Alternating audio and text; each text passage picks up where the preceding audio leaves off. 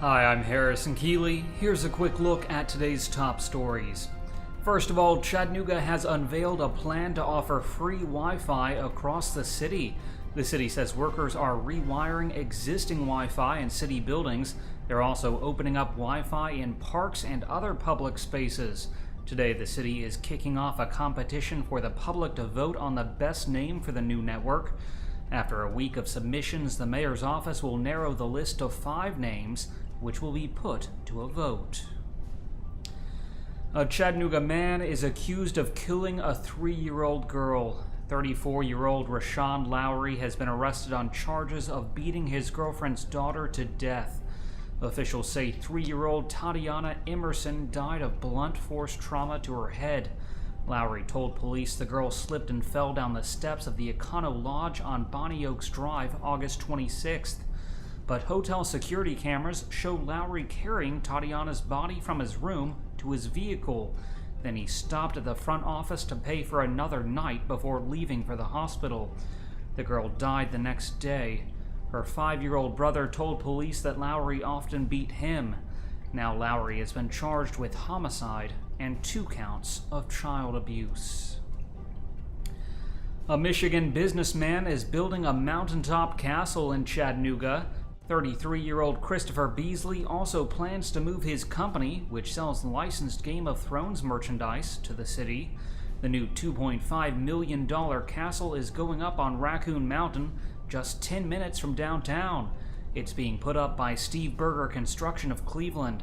The castle will rise 4 stories tall and include 5 bedrooms, as well as giant dining and gathering areas. Beasley and his family plan to move into the castle by next winter. You can follow updates about the construction at buildingmycastle.com. 30 teenagers have escaped from a detention center in Middle Tennessee. It happened Monday night at Woodland Hills Youth Development Center in Nashville. Authorities say the teens broke out of their dormitories and then crawled under a weak spot in a chain-link fence. Officials say most of the teens at the center had committed at least 3 felonies. Some were caught by police, others turned themselves in, and some were returned by their family. 7 of the teenagers are still on the run. A Chattanooga man has been charged in the shooting of a 15-year-old boy. 19-year-old Terry Marshall Smith Jr. has been charged with attempted murder. Police say the victim was shot in the shoulder August 26th on Taylor Street. His wound was not life-threatening. Erlanger Medical Center is experimenting with longer visitation at its adult intensive care unit. Since the beginning of this year, the hospital has moved from 90 minutes of visitation a day to 16 hours. Experts say it's important for families to be able to spend more time with loved ones, but some hospitals say opening up the ICU creates obstacles for treating the most critical cases. Outsiders can bring in infection, interfere with care, and keep patients from getting rest. Both Memorial and Park Ridge hospitals still have more limited hours. Tennesseans in 80 cities will vote in November whether to allow the sale of wine in grocery stores.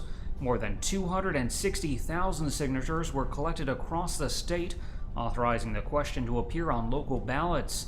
The cities voting include Chattanooga, East Ridge, Red Bank, Signal Mountain, Cleveland, and Athens. In cities where the referendum is approved, supermarket wine sales can start in July 2016. Finally, a new tavern-style restaurant has opened up in Chattanooga. Clyde's on Main has opened on the south side and will include live music, ping-pong tables, and late-night hours.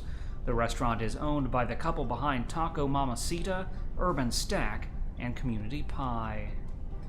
Turning to weather, today will be sunny with a chance of rain and a high near 90 degrees. The low tonight will be around 69. That's it for today's newscast. Thanks for being with us. You can find more on these stories and breaking news all day long at timesfreepress.com.